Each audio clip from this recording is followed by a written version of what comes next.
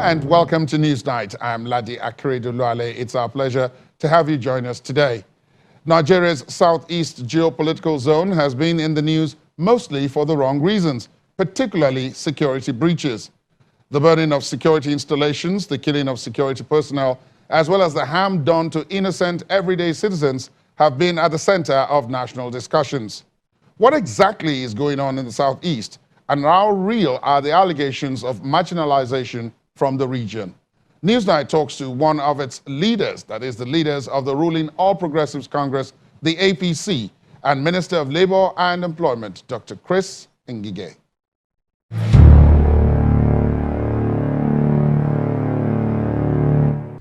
Honorable Minister, thank you for your time. Welcome to the program. Thank you, Larry. Thank you. We are having general security challenges in different parts of the country, Honorable Minister, and as someone who has been in leadership position and continues to be in leadership position, I guess my first question to you will be, what do you make of these security challenges that we are currently faced with, first nationally, before I take you home to the southeast? Okay, thank you, Larry. I'm happy you said I've canvassed the leadership hawks of the Nigerian situation. And I have also, in this position, been able to monitor the security situation in the country. From even when President Obasanjo took over in 1999, we still had pockets of or cells of resistant bodies, resistant organizations. Some of them are separatists, some of them were those who are asking for better quality life. And President Obasanjo, in fairness to him, managed to use carrot and stick to handle the situation. We had the Masob in the southeast then, still saying they don't believe that they want Masob by Biafra. You still have Oduduwa People's Congress, OPC, saying Obasanjo is not their own. They want a president of their own. You also had the remnants of Nadeko saying we don't believe in this federation. We don't believe in the constitution that is promulgated and being used by Obasanjo. Okay, we'll watch and see. You also have some group up north doing some agitation based on what they call Sharia and the rest of them all. They want Sharia law. They believe that with the Sharia law, the whole country will now leave them to have the good things of life. So in the main, for me, these agitations have some economic tendencies in the main. Better quality life for the people. They want, those people who are agitating want a country or a state where they believe they will have very good things of life. Their children can go to school. They will have houses. They will have income every month, steady income, and the rest of them all. And all these are enshrined in Chapter 2 of the Nigerian Constitution. Welfare of the citizens, security of the citizens. In section 14.2. So, what I think is that as our economic situation degenerates, the security situation also degenerates in terms of the quality of life of the people, in terms of even securing our place. Because you need funds to handle security. Whether it's internal security or external security, you need to fund it. The army will protect you from external aggression. Army, Air Force, and Navy, armed forces. The police is for internal. So these are a gamut of things that have happened, but the situation is not uncontrollable as some people are painting it now, we can ameliorate the situation, even with the scarce resources we have. And this government is trying. I was a senator by 2014, 2011 to 2014, 2015, when our term in the 7th Senate elapsed. I was governor 2003 to 2006, and I'm now a federal cabinet minister since 2015. So I can safely tell you that what we need to do is to do an ad hoc or an immediate plan, medium term and long term, and look for sources to fund them immediately. If we fund them, these situations would calm down.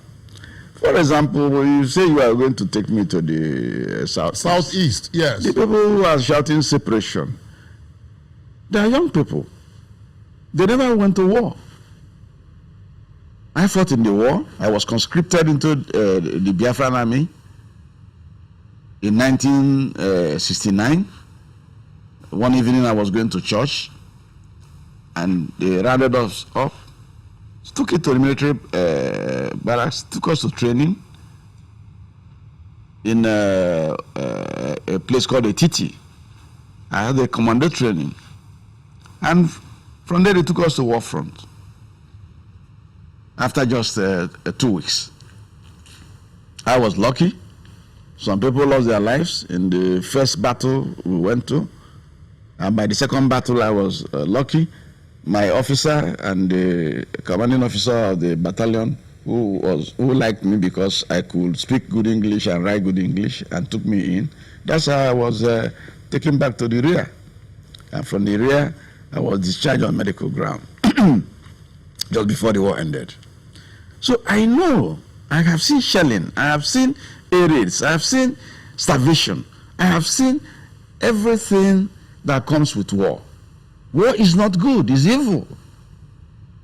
So when people are talking about that and say they are going to use violence and gathering some AK-47 from police formations or even from some army people at checkpoint, and then that they will use it and do a separatist war, I laugh.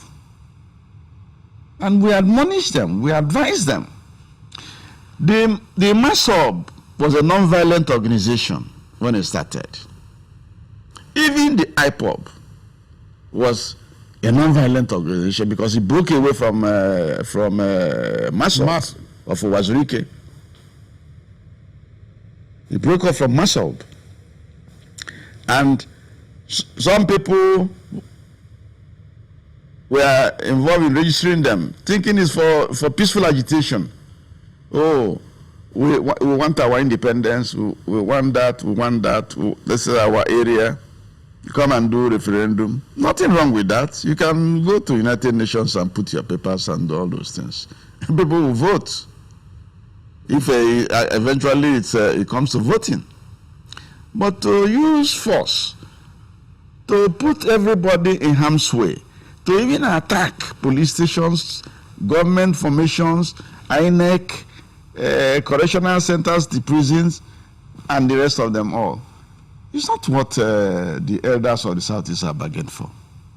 And I want people to know that this blanket tarring of everybody from the Southeast as IPOB is not fair, it's not good. Not everybody there is in support of the violent method and the violence that is occurring in the South. In the South, it used to be a very peaceful area. We are business people. We like equable climate, equable temperature, and everything so that business can thrive. Business cannot thrive in an environment where there's violence or where there's no security. Even people who want to come and invest there will not come. Even traders who bring goods for you to sell will not come. You taking out goods, you cannot also do. So these are the issue. The government have tried. Before this government came in 2015, in Abuja here, we couldn't stay.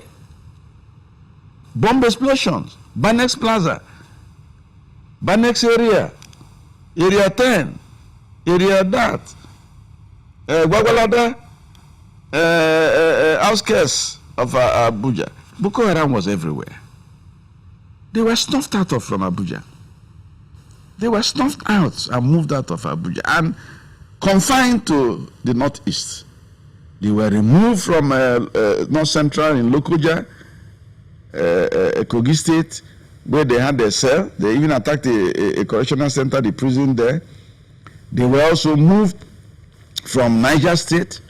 They were moved from Kano, eliminated from Kano. They were moved from Kaduna.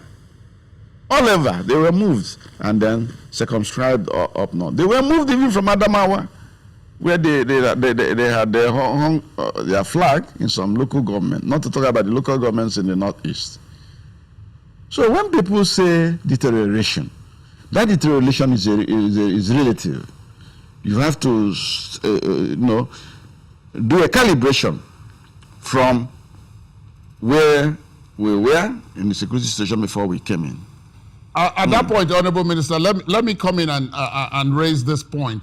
At the level of the Southeast, particularly in the Southeast, the cries are based on marginalization. Some of those who have complained say that the Southeast is marginalized in the current scheme of political power and even economic power in Nigeria, and that is what they are fighting against when they take up arms, and because dialogue, in their words, dialogue has not worked. Dialogue has not led to any change, because you are one of, if not the most senior Easterner, if I may use that phrase, person of Igbo extraction who is in government at this point in time. But that they claim that, for example, if you take security, hardly anyone from the East is in charge of any of the security forces. Just as a point, and that only the positions that are statutory are those that Easterners or those from the Southeast states are able to occupy, and that therefore they don't feel that they are wanted in Nigeria, and that's why they want to, pursue their own destinies elsewhere. What do you make of this? Well, you see, it's a tricky situation and a very tricky question to answer. Why? Because a coin has two sides. Why do I say so? I say so because I'm in government here, and I have noted the way appointments go, especially in the security services. I've noted it. There are some appointments which you must do based on seniority first. And after seniority, you put in competence. And after competence, you put in loyalty to the commander-in-chief. So that these are the three indices that govern those appointments in the armed forces. How do I know? Because I have been opportuned to discuss this with the commander-in-chief, one-on-one. Not once, not twice. And like I told you, I have some very little, you can call it little, military background, because army is army. Whether it's Biafran army or Nigerian army or Canadian army. There is seniority. There is competence. There is, of course, loyalty. But the most cardinal is seniority and loyalty. And of course, competence. So they are all on a weighted scale about equal. Maybe one will get 40, 30, 30. And again,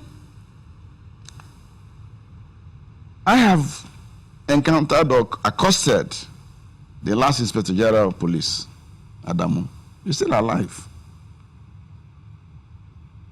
Why can't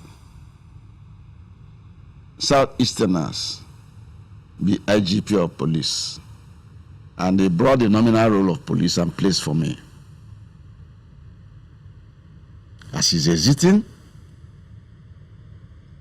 the Igbos have one DIG. And that DIG is an accountant. He's an accountant, professional accountant, chartered. So he's heading finance and admin. And he has only 1 more year to go in the force, in the DIG cadre. So of course he's not there. He's not there under consideration by the 3 criteria I've given you. And even among this DIG slot, he is not the most senior.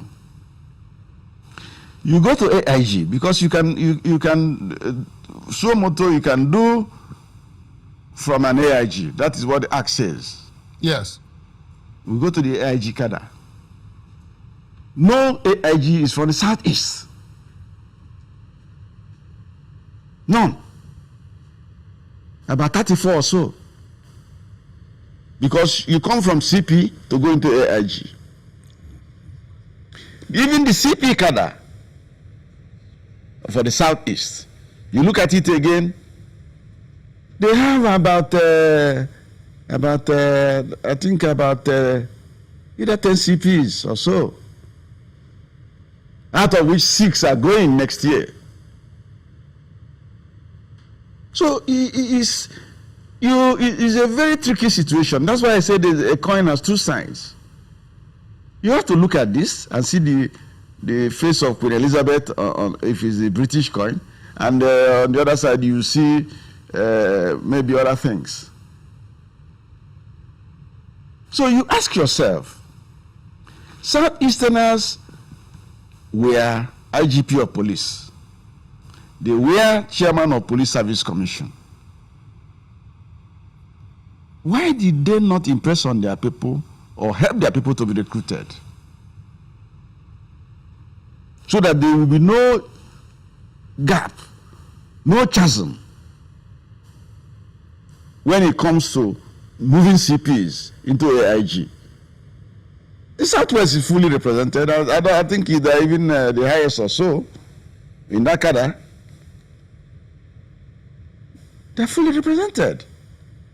So you cannot go and take even a CP and make him IGP of police.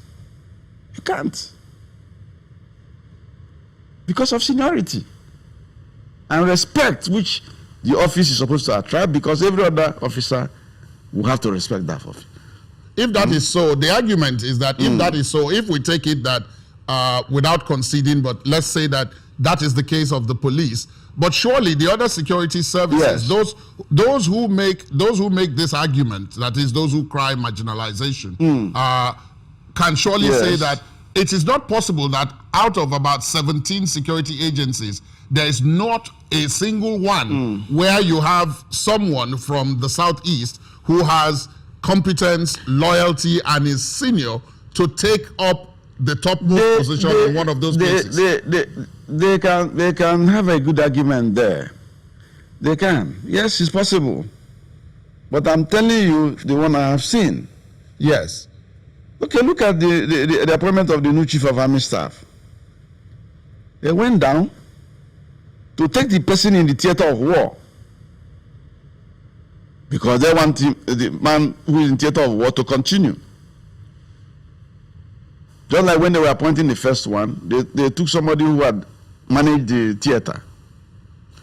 So this is my own understanding of it. And with him coming in, about 26 senior officers of the course above him, or the course below him, sorry, will have to go.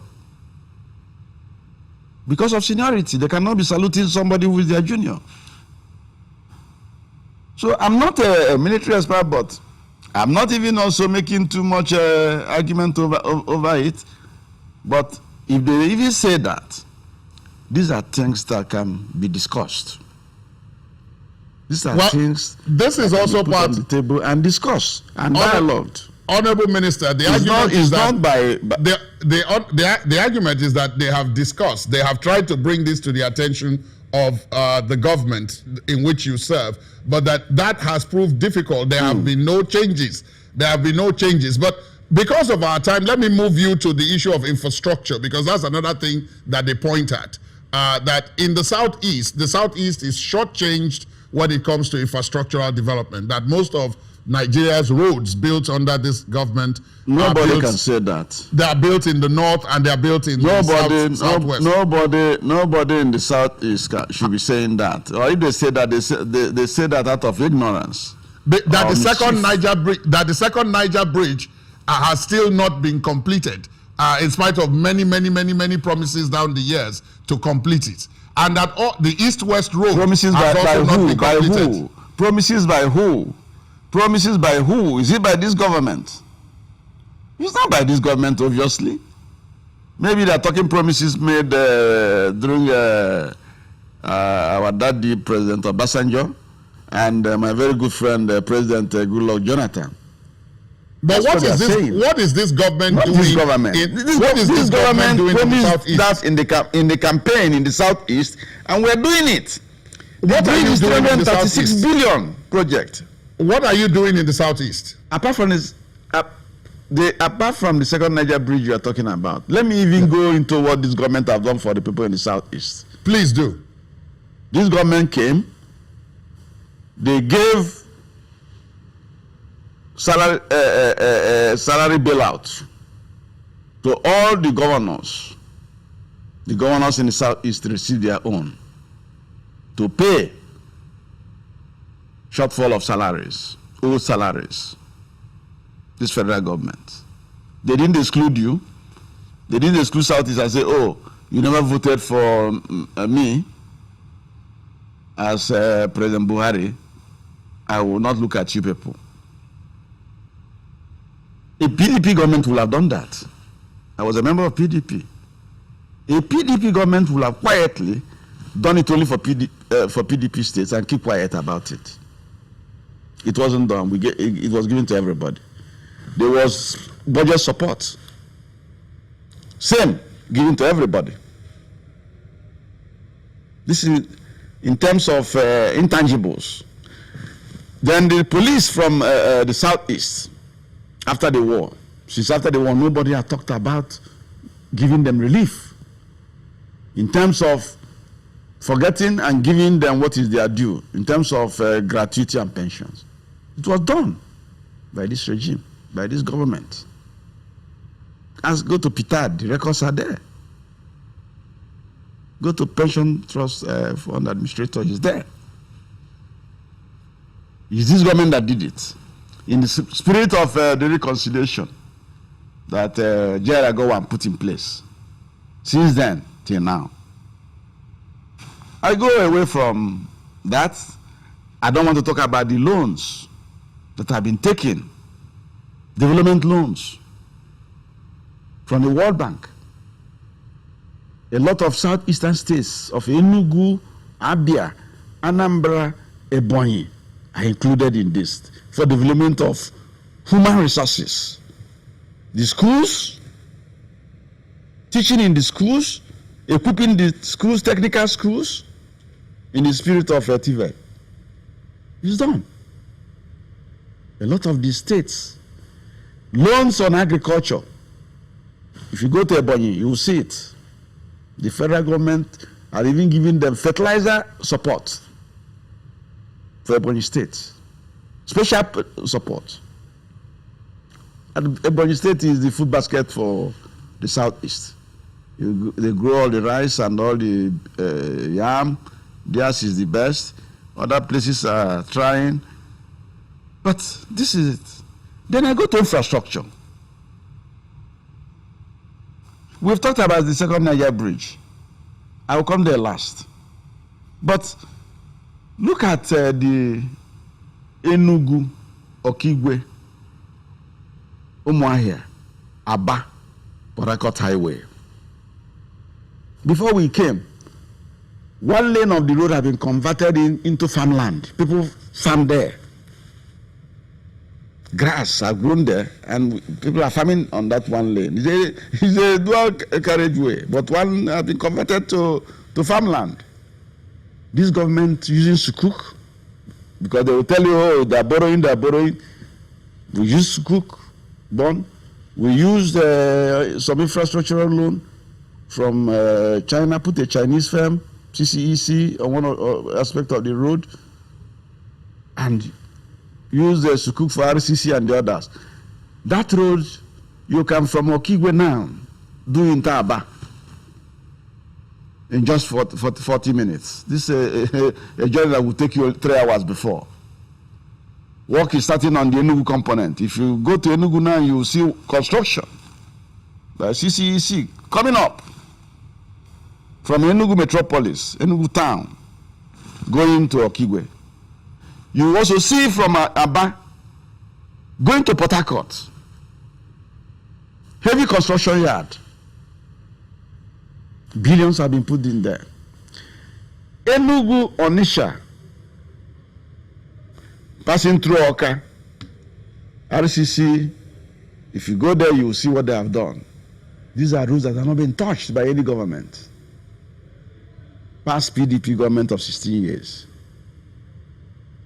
Now, the Umunya section in Anambra is being done to link it up fully into Onitsha. Then the Enugu Amansi into Oji River to join the one done by RCC have been given out to Niger Cats.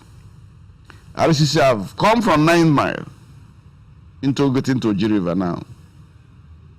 So, these are major arterial roads. Enugu, Abakaliki into Cameroons, the highway, the super highway, completed by this regime. Owerri, Aba, Owerri, Umuahia, Arab contractor is on both sides of it. It's being constructed, it's being funded. Arab contractor, for reasons best known to them, have not been as vigorous as one would have expected them. But on the old 9th Mile, Oji River, into Anambra Old Road, Arab contractor has finished the asphalting of the roads with drains, big drains. Okigwe, Arondi Zogu, to Uga, done.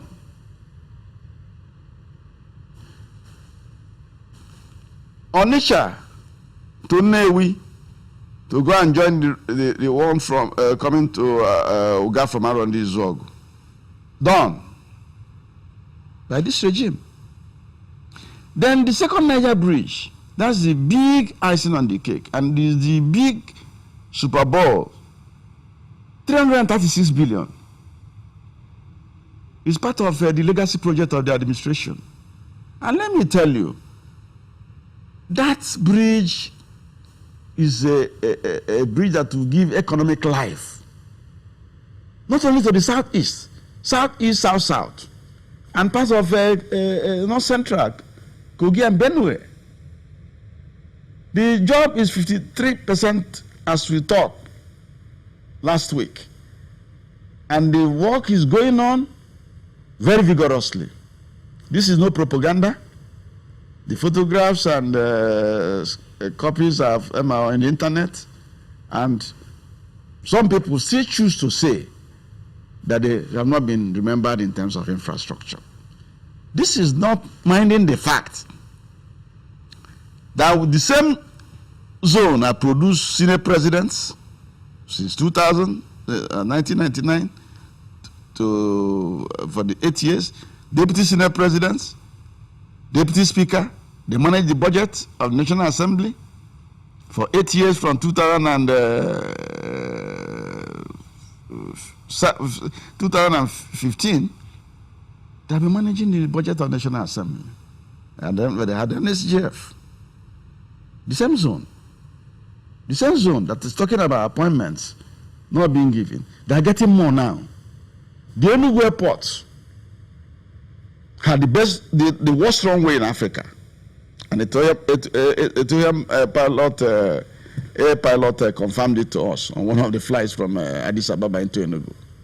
So, but today the president has given 10 billion special intervention fund. That airport is now international in name, international in standard. Equipments have been put there for night landing facilities. Before, by 5 o'clock, the lights have gone off, the airport is closed.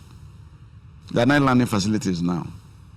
There's instrument landing system by which aircrafts can synchronize with the towers and land in very difficult weather and conditions. These are the things done by this government and by this president that they say hates them. I don't know. All these projects and all these interventions that you have reeled out, if indeed these are the things that have happened in the Southeast, then what do you think is responsible? What do you think is responsible for the continuing agitation? There's no qualifying it. No, laddie, don't qualify it if all these things indeed happen. Don't qualify. If you qualify it, it means I'm not telling you the facts. No, I'm not saying you are not telling the facts. I'm saying, Honorable Minister, that if indeed all these things are there, then why are there still cries of marginalization and indeed of oppression and of the fact that people have been left out of the discussion and so on? Why do you think that is so? Well, and is in that context I use the word if indeed. Laddie, thank you for clearing yourself. The charge on acquitted. You see, the place is a PDP zone. The PDP had never agreed that any other person can make inroad there. I left the PDP. I fought them in 2010 to come back as governor. They refused with the APGA. They did everything. They don't want any opposition party to have an inroad there. It was only in 2011 I broke their jinx and came to the Senate. That the greatest fight of my political life. You come with an AC and a Yoruba party, as they call it, to come and take their seat. Anyway, the propaganda is very strong. It's very strong. So politicians don't know when they are crossing boundaries. That's my problem with politicians. The politicians of Southeast, they have crossed the boundaries. They have used their party machinery, and because they own the governorships in most of those states, except for APGA in Anambra, they use that to spew a very great deal of propaganda. It just occurs to me that of the 5 Southeast states, only 2 are ruled by PDP. Only 2 are ruled by PDP right now. That was Ebonyi has decamped to the APC. Until last year. Yeah, the Ebonyi state governor has decamped to the APC. APGA is in control of Anambra. Yes, and since they came, you can see us fighting to counter their propaganda. And that is why it's not been very easy.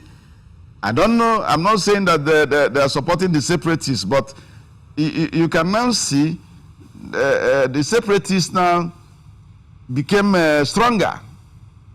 They became stronger. And there must be a limit to politicking. There must be a limit to politicking. If a government have done well, if a president have done well, we should give him the areas of doing well. Give him accolades there. Areas that have not done well, point them out and discuss. This president is a Democrat, and this president is so afraid of a breach of the Constitution or any law. So afraid of it. I'm even stronger than him in terms of that. He's so circumspect about what the law says. Your Excellency, there are people who contest that. Says. There are people who contest what you've just said, that you know that he's very afraid of breaching the constitution, or that the government is very afraid. It will be you people. It's not us. Don't worry. It's not us. It's not us. I should know. It's not us. No, it's you people now in the media and the social media world and things like that. They will tell you. Well, so, I mean, which country, even President Obasanjo, can he give people this latitude? He will not. I know him. My dad, my granddad, or Obasanjo, or my senior uncle, he will not grant you people that. So this president is not a willing horse, and people want to ride him to death. The horse. No. Honorable Minister, right. Honorable Minister, I must also. That's not fair. Let me ask you this, Honorable Minister. You must also. I want to ask you this: that in the Southeast also, apart from the issues that we have discussed, that is the ones that have to do with the politics of marginalization and so on, which you have addressed. Yes. There is also the very vexed, the continuing vexed issue of land. Many of the clashes in the Southeast also have their roots in land tussle, the tussle for land. That is the situation in Ebonyi State, in some parts of other states. Is the situation with the issue of land. Why is that so intractable, do you think? It's so intractable. The thing is simple. The answer is simple. Land is money. And we don't have enough. Our land surface is the smallest. In fact, Niger State, the land space in Niger State is the entire Southeast. It's bigger than the entire Southeast. And so, because we are that compressed, and because land has economic value, you should expect this. That's what's happening. It's simple. But again, the governments in the Southeast should do something there, because the Land Use Act reposes ownership of all lands on the governor, or the government through the governor. So that's my take on that. Now, there are those who point out that if the rest of the country were to agree, if there's a consensus around the idea that come 2023, during the 2023 election cycle, that if the presidency were to be zoned to the Southeast, and as a result, a Southeasterner were to emerge president of Nigeria in the aftermath of the elections, that may serve to kill off once and for all the agitation about marginalization of that zone. Number one, do you agree with that? And number two, as a result of that, how viable is a presidency of the Igbo race in 2023, do you think? Well, Ladi, I'm a politician, and I have to answer you, not as a politician this time, frankly, as Dr. Chris Ngige, a native of a community called Alo, in the Idemili South local government area of Anambra State, and a Nigerian. Those who advocate that, I agree with them completely in their reasoning. I agree. Very well. Because perception and reality, thin line. The people in the area have perceived that they are marginalized, that they are unwanted. Whether it was done by propaganda and brainwashing or not is now immaterial. So I agree with that proposal. Unfortunately, the Nigerian Constitution doesn't have it. That is where I quarrel with those who authored the 1999 Constitution. I still believe today, tomorrow, that the Abacha Constitution, 1995, that espoused rotational presidency into the 6 zones in Nigeria with single 5-year tenure in order to heal all the wounds of the war, civil war, and the wound of June 12th. That constitution will have been the best constitution for Nigeria to use for the next 30 years, by which the 6 zones will have tested the presidency 6 times 5, 30, by which we will have had 2 vice presidents, one coming from the zone of the president and finishing up his tenure in case of an accident like happened with my very good friend Umaru Yar'Adua, may God accept his soul, when Jonathan had to move in to finish their tenure. If we had a president and a vice president from that same zone, and that vice president had moved in instead of Jonathan, I can tell you without equivocation that we would have had a more stable polity than we had after the demise of Yar'Adua, and Jonathan finished the tenure, did another extra 1 year, extra 1 tenure, and even wanted to do another. So that constitution is one of the documents which people should go and bring back whenever the discussion starts. Whether it is at the constitutional amendment level of the National Assembly, the people authorized by the present constitution to amend the constitution is National Assembly. And then, of course, the amendment comes to the states and get 2/3 of the state houses of assembly before a final assent by Mr. President.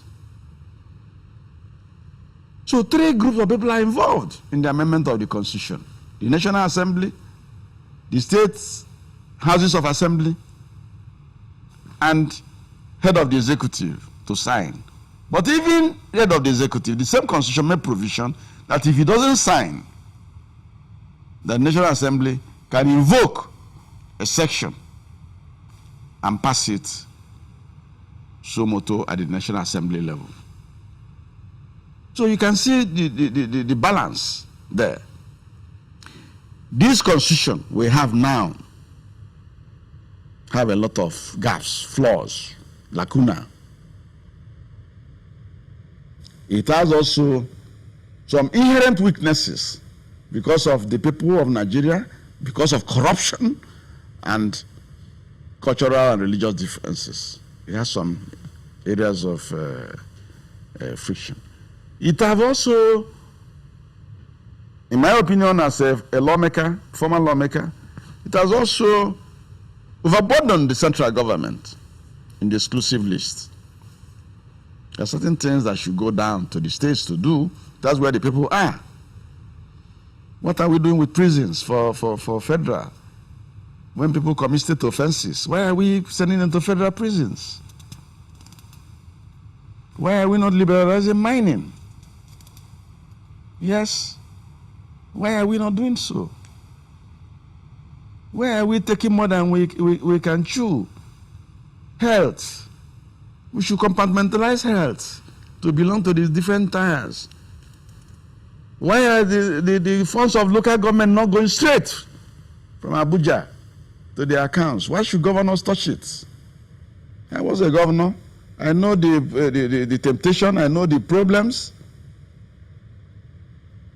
So these are it. We have started amending 121 for state judiciary and legislature to have their independence. We just finished the agreement last week.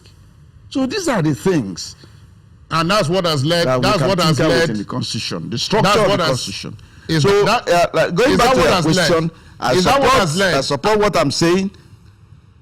I'm sorry, is that what has led to the I said I judiciary support- staff calling off their strike? Yes, we have sorted it out.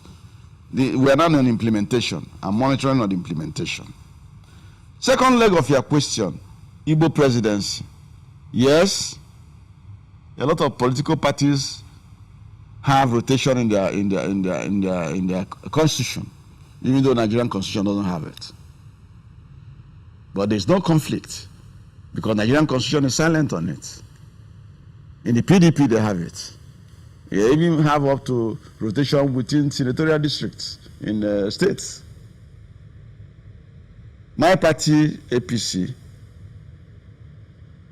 formed by an amalgamation of the CPC, Congress for Progressive Change, ACN,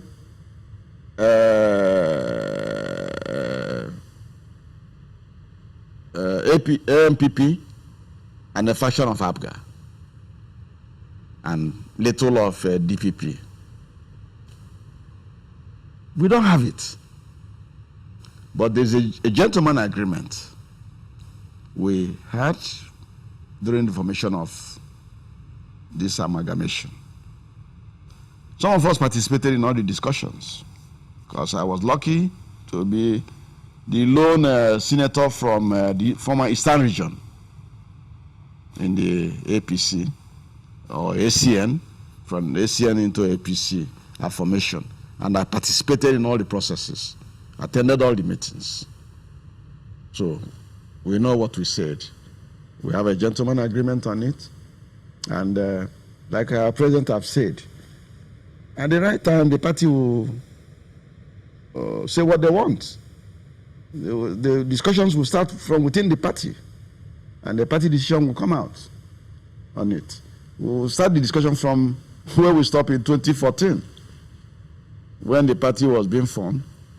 ACN was the senior partner in that discussion and arrangement, because we were the only party that came with 6 governors, yes. You know, 5 governors from Southwest and 1 governor from Edo. So, and I do not think that our party will not do justice. We will do justice. The president said it, that it's the party that will look at it holistically, and will agree. But there was a gentleman agreement that if South or North starts, after 8 years it rotates.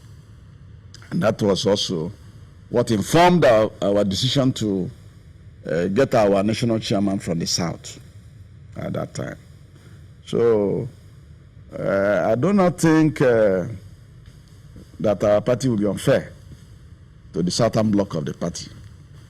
And when it comes down to the southern bloc of the party, there are 3 zones in the south. They'll sit down and discuss. Honorable Minister, it's been a pleasure speaking with you, and happy Democracy Day, happy June 12, as we mark this year's Same June 12. Same to you, laddie. Thank you very much for speaking with us. All Nigerians. Thank you very much. Thank you. You're welcome.